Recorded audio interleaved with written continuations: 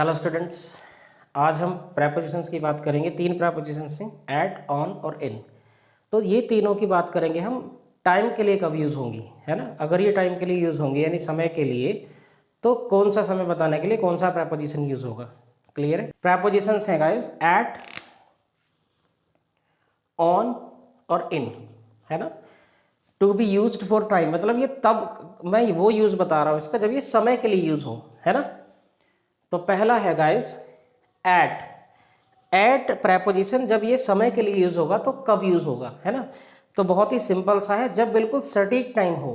क्या हो? सटीक, मतलब आपको पक्का पता हो कि इतने, यानी बजे कह लो एक तरह से ना, बजे अगर दे दिया तो क्या लगेगा? एट, बजे। सही है। देखिए, फॉर प्रिसाइज टाइम यानी बिल्कुल सटीक टाइम अगर मेंशन है, यानी अगर मैं अपनी भाषा में कहूँ हिंदी में, बजे वगैरह अगर दे दिया तो आपको एट ही लगाना और कुछ नहीं लगेगा, है ना। देखिए eight 3 o'clock, 2 o'clock, 7 o'clock, 6 o'clock, कुछ भी, एट 5 PM, 6 AM, कुछ भी दे दे, अगर संख्या लिखी है उसके टाइम के साथ तो क्या यूज होगा? एट यूज होगा। सही है।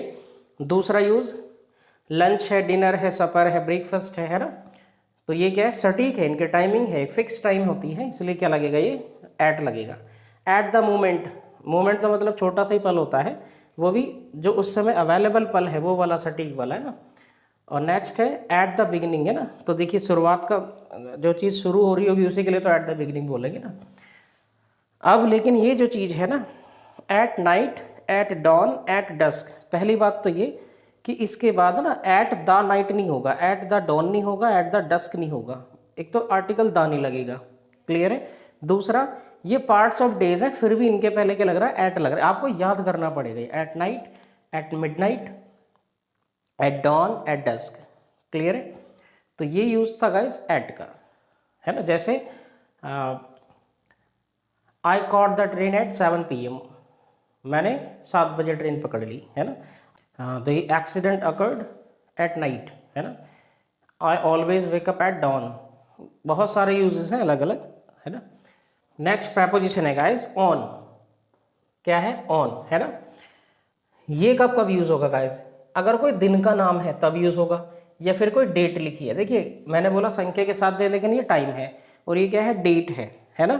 यहाँ तो टाइम मेंशन होगा, यहाँ डेट, यानी अगर दिन का नाम दे रखा तो ऑन का यूज करेंगे। अगर कोई डेट दे रखी है, भले वो मंथ के साथ दे रखी हो, जैसे मैंने नीचे लिखा भी है, तब भी क्या लगेगा? ऑन लगेगा। क्लियर। जैसे on Monday, on Sunday, on Tuesday, on Wednesday, on Thursday, on Friday, on Saturday, कुछ भी। दूसरा देखिए ऑन वेंसडे नाइट। अब आप ये सोचेंगे नाइट की वजह से ऐड होना चाहिए था, नहीं, हमारे पास इसके पहले कौन है, मतलब इसके साथ तुरंत बाद में कौन है? नाइट नहीं है, कौन है? वेंसडे। तो दिन की वजह से क्या लगेगा? ऑन। ऐसे ये वाला है ऑन हर बर्थडे, तो बर्थडे भी क्या होता है? किसी फिक्स डेट में होता है ना, इसलिए क्या लगेगा? ऑन लगेगा, है ना। ऑन November 20, तो देखिए डेट दे रखी है ऑन द 14th अगस्त, है ना। तो डेट के पहले और दिन के नाम के पहले क्या लगेगा गाइस? हमेशा ऑन लगेगा। क्लियर है। जैसे you should come on Saturday, तो मैं सैटरडे को आना चाहिए, है ना। माई सन वाज बॉर्न ऑन 14th अगस्त 2022, है ना। नेक्स्ट, इन प्रेपोजिशन, ये तो बहुत इजी है, वैसे तो सारे ही इजी हैं। ये कब यूज होगा? तो गाइस ये जो इन है ये होता है लॉन्गर। इन का मतलब क्या होता है? में। तो उसी समय के दौरान, अगर मतलब ड्यूरिंग टाइप नहीं होता, उसी समय के दौरान, तो लॉन्गर पीरियड्स के लिए यूज होगा हमेशा ये। क्लियर है। जैसे देखिए लॉन्गर पीरियड्स है ना, जैसे मंथ्स, मंथ का नाम, तो मंथ कोई एक दिन का थोड़ी होगा, थोड़े समय का नहीं, 30 दिन का, कम से कम 28 का तो होता ही है, वो भी 29 का हो जाता है बाद में ना। मंथ्स यानी या तो मंथ्स के नाम होंगे, तब भी हम किसका यूज करेंगे? इनका।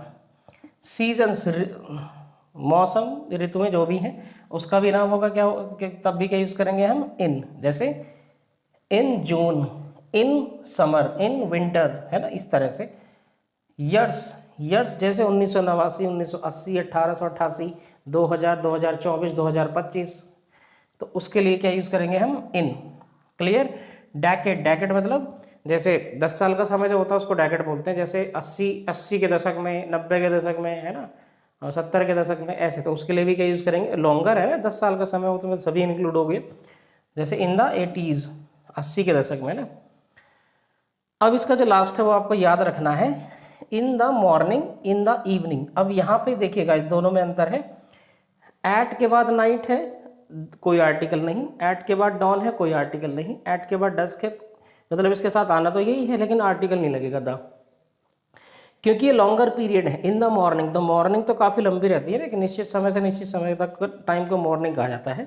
ऐसे इन द इवनिंग, तो इवनिंग भी काफ़ी लंबी रहती है। पार्ट्स ऑफ डेज हैं जो लॉन्गर ड्यूरेशन रखते हैं, है ना, इसलिए इनके साथ भी क्या लगता है, इन। बस ये ध्यान रखना, इनका दाम मत हटा देना आप। इन मॉर्निंग गलत है, इन इवनिंग गलत है। ऐसे यहाँ पे एट द नाइट गलत है, एट द डॉन गलत है, एट द डस्क गलत है। ये इंपॉर्टेंट है, यानी आर्टिकल का भी यूज़ बता दिया मैंने आपको, है ना। तो बड़ा इजी है। इसके उदाहरण देख लेते हैं, जैसे I bought my bike in August I bought my car in July, है ना। और see you in summer, summer में मिलते हैं। In 1989 there was an accident with my neighbour, है ना, कुछ भी हर तरह से यूज़ कर सकते हैं। The fashion was out of control in 70s 80s 90s, कुछ भी कह सकते हैं। और see in the morning, see in the evening, कुछ भी, है ना। तो उम्मीद है कि आज आपको सब कुछ समझ में आ गया होगा। और चैनल पर नए हैं सब्सक्राइब करना बिल्कुल ना भूलें। वीडियो को लाइक किया करें, शेयर किया करें। कोई डाउट है तो कमेंट ज़रूर किया करें ताकि वो क्लियर हो जाए। और मिलते हैं नेक्स्ट वीडियो में। Bye bye, take care.